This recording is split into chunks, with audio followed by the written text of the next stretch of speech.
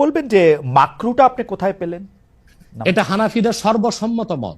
হানাফিদের সর্বসম্মত মত যে মেয়েদের মসজিদে গিয়ে নামাজ পড়াটা মাকরু। জামাতে হজের সময় ওইটা ভিন্ন বিষয়। ওইটা ভিন্ন হজটা তো বিষয়। ফরজ। হজটা ফরজ এবং সেখানে নামাজ আদায় করা, ওই সময় মেয়েরা জামাত আদায় করতেছে, একেবারে ওইটা ওরা করতে পারবে।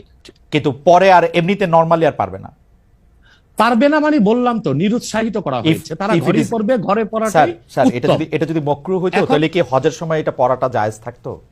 না, স্থানকাল ভেদে পার্থক্য আছে না। আপনি এখন তো আপনি আজকে আগামীকাল দুপুরে আপনি পানাহার করতে পারবেন, কিন্তু পহেলা রোজায় দুপুরে পানাহার করতে পারবেন? সেটা তো হারাম হয়ে যাবে না? তার মানে স্থানকাল পাত্র বেশে হুকুমটা ভিন্ন হবে না? হবে, কিন্তু যেটা হজে পারমিটেড, যেটা হজের মাঠে পারমিটেড, সেটা আর পৃথিবীর কোথাও মাকরু হইতে পারে? হজটা কি? হজটা হচ্ছে কাবাগরে যেতে হবে, পুরুষকেও যেতে হবে, মহিলাকেও যেতে হবে। কাবাগর একটাই, সেজন্য সেখানে সেটা ছাড় আছে। কিন্তু মসজিদ পৃথিবীতে একটা না, মহিলারা ঘরে নামাজ পড়তে পারবে। হ্যাঁ, তারপর আমরা এটা বলে থাকি, যেমন কোন মহিলা ঢাকা গেল শপিং করার জন্য, এখন নামাজের সময় হলো, সে বাড়িতে আসতে নামাজ কাজা হয়ে যাবে, সে বাইতুল মোকাররম যে নামাজ পড়ে নিক, মহিলাদের জন্য যদি সুব্যবস্থা থেকে পড়তে পারবে।